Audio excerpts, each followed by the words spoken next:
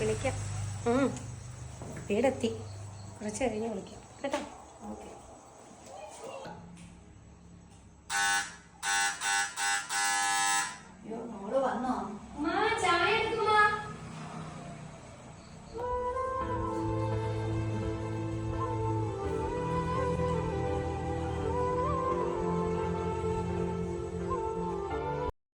ഉമ്മ വെയ്യാത്ത കാലം വെച്ച് അവിടെ കയറി പോവാ.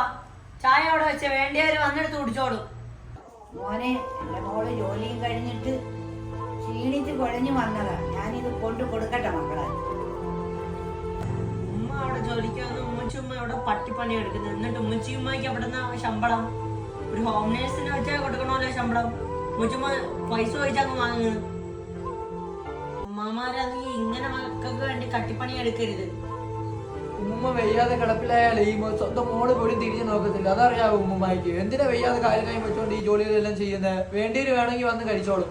ഉമ്മ കുറെ നേരം ആയില്ലേ ചായ ചോദിച്ചിട്ട്? എന്തുകൊണ്ട് ഒരു ബഹളം? ഈ പിള്ളേരെന്ത് കിടന്ന് ഇങ്ങനെ അലക്കുന്നത്? ഉമ്മയ്ക്ക് ഞാൻ ആരും മേടിച്ചോണ്ട് തന്നെ പുറത്തുനിന്ന് കേട്ടോ. ഉമ്മയ്ക്ക് ഇവിടെ അടിമപ്പണി വേറെ ഒരു ജോലിയൊന്നും ഇവിടെ ചെയ്യണ്ട ആർക്ക് വേണ്ടിയിട്ട്. ഉമ്മ ഇപ്പൊ റെസ്റ്റ് എടുക്കേണ്ട പ്രായമാ. ഇപ്പൊ റെസ്റ്റ് എടുത്ത ഇവിടെ ഒരു ജോലിയും ചെയ്തു പോവരുത് കേട്ടോ. ശരിയാ മോനെ, ഇപ്പൊ റെസ്റ്റ് എടുക്കുമ്പോ